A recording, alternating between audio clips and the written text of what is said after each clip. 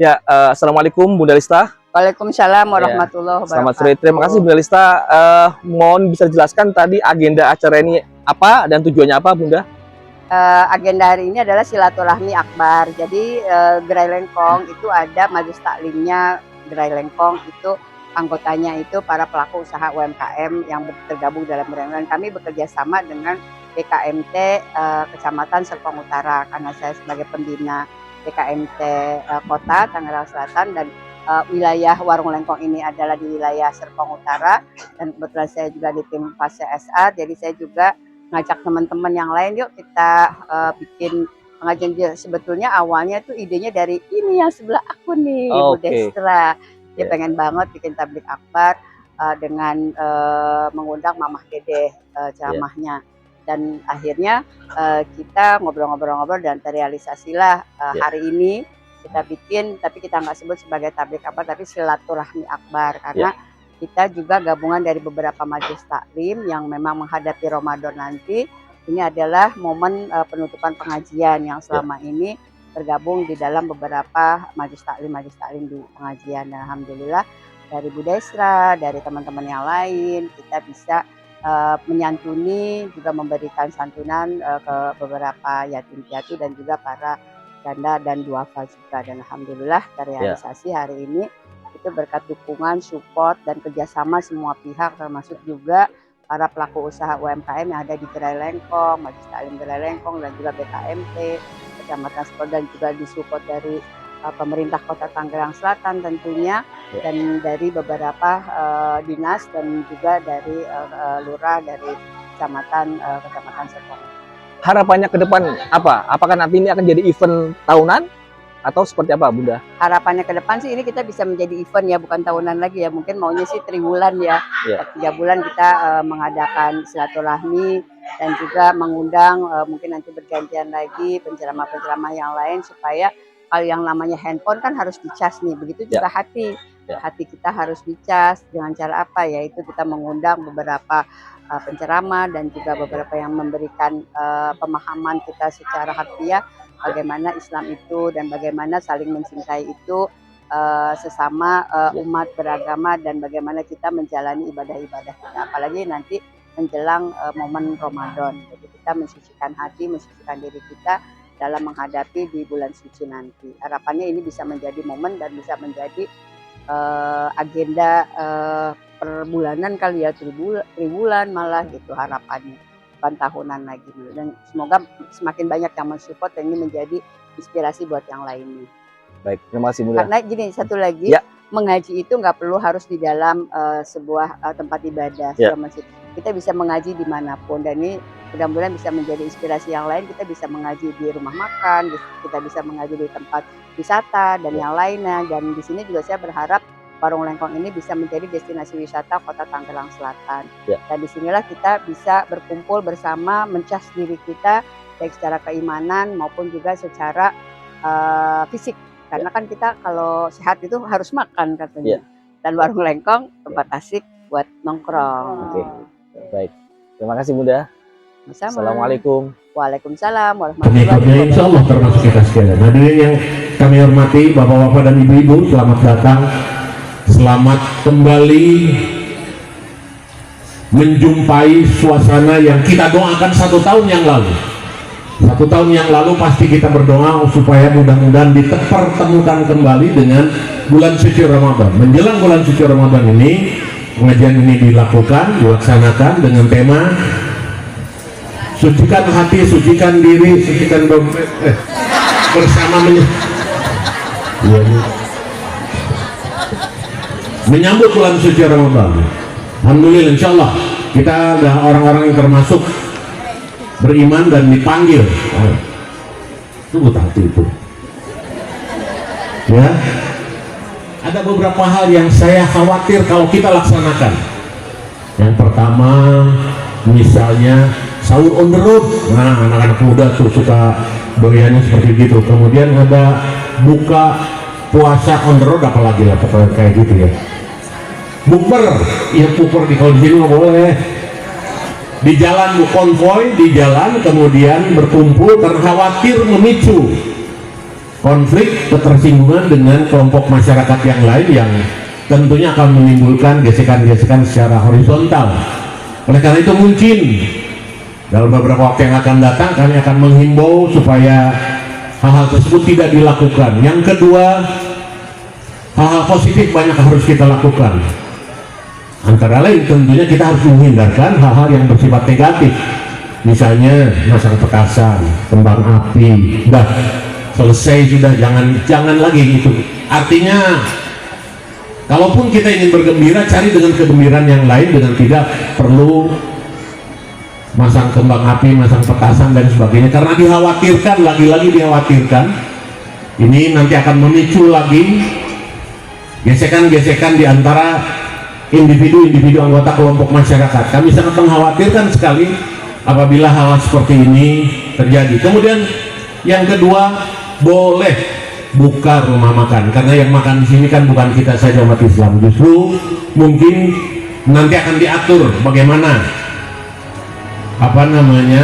penyesuaian yang dilakukan oleh warung-warung seperti ini untuk menghormati orang-orang yang berpuasa.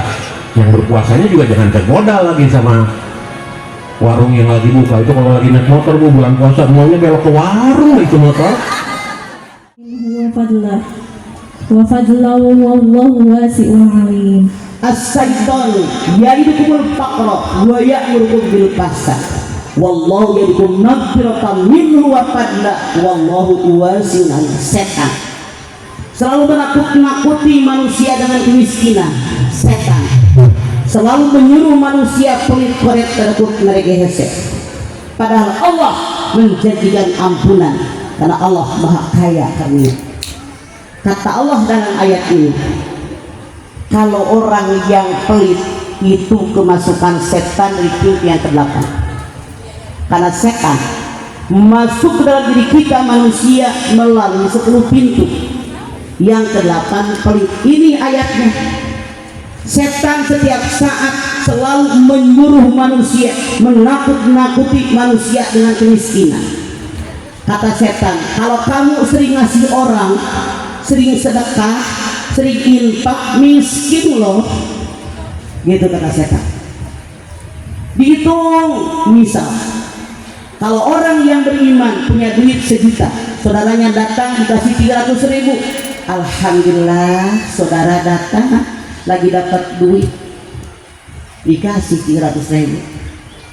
Kalau orang yang kemasukan setan, nyesel banget lu, coba kagak ngasih dia duit 1 juta kagak kurang, itu setan. Saya tanya Anda suka berdoa atau sering berdoa? Suka apa sering?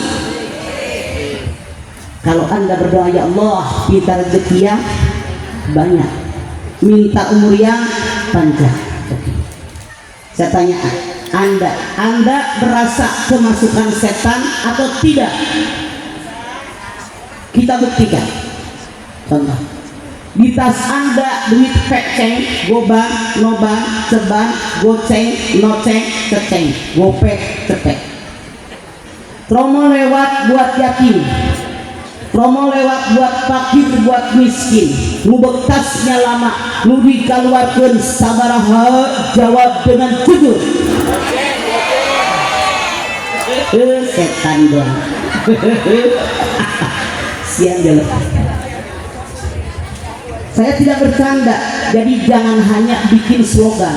Kasihan amat ya sih. Kelakuan kita bagaimana, kata Allah, ini seharusnya.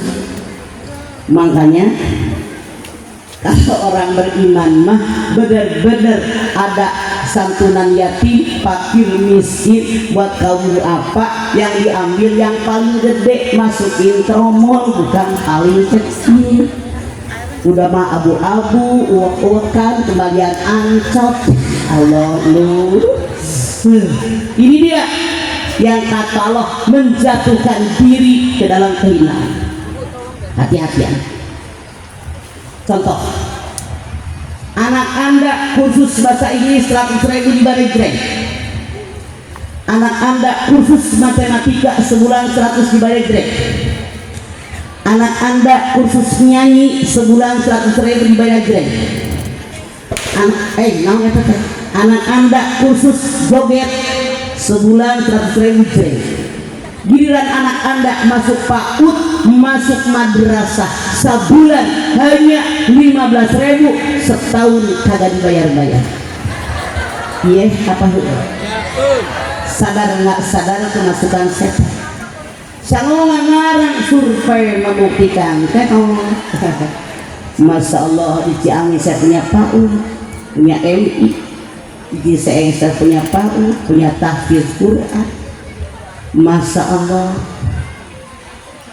di Depok juga. Kalau buat agama pada berhitungan banget, tabarakallah. Sadar nggak sadar mereka kemasukan setan. Kalau buat agama Masya Allah berat kan ini. Jadi jangan kemasukan setan, buang ke setan. Sadar, bukan milik saya harta, yang milik saya adalah amalan yang saya kerjakan ketika saya mendapatkan titipan. Jadi sekarang kapan yang namanya sedekah? Dari sekarang dong. Anda silakan buka Al-Baqarah 254. Sok 254 Al-Baqarah sok.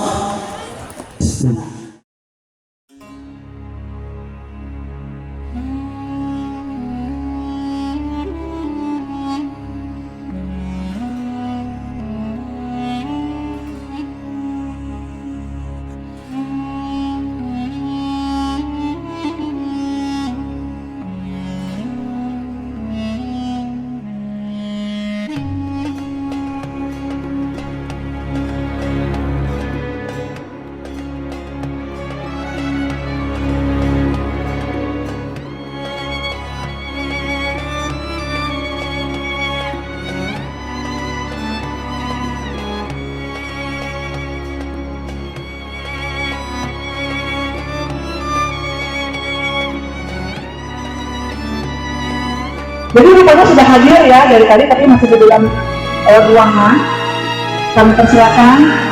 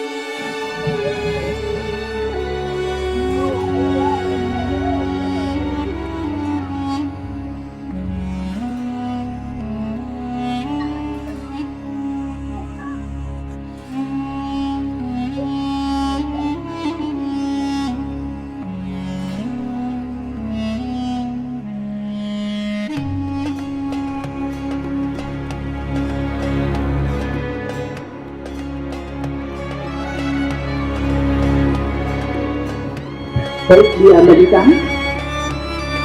Awalnya barang diisi ya, pada situ diisi.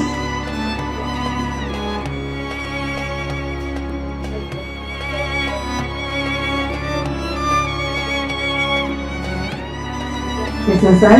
Anak-anak sekalian.